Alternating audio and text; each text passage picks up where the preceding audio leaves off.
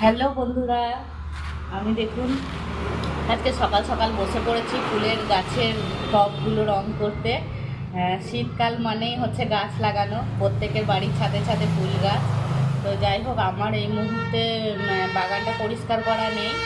একজন মালিক খুঁজছি যাকে দিয়ে আমি বাগানটা পরিষ্কার করাবো এবং কিছু ফুল গাছ লাগাবো।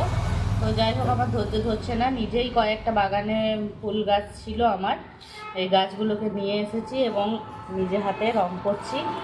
দেখুন, আমি তো এই কালার করতে, টবগুলো পেন্ট করতে খুব ভালোবাসি, আপনারা জানেন। তো এতদিন একটা আন্টির করে দিলাম, সেটাও আপনাদেরকে দেখিয়েছি। আজকে আমি নিজের গাছেই রং করতে লেগেছি, মানে নিজের ফুলের টবগুলোকে রং করতে লেগেছি।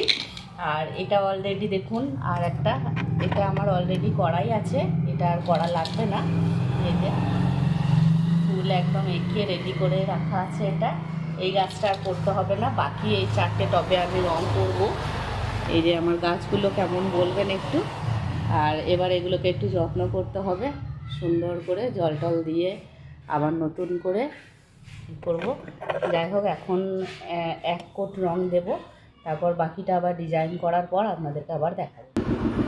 আমি ধীরে ধীরে ফুলের টবগুলোকে নিয়ে গিয়ে রোদে রাখলাম, যাতে করে রঙটা একটু টেনে যায়। এক কোট মারা হয়েছে, এটা ফাইনাল কোট মেরে আমি রোদের মধ্যে দিয়েছি, যাতে এরপর শুকনো হবে তবেই ডিজাইনটা করতে পারবো।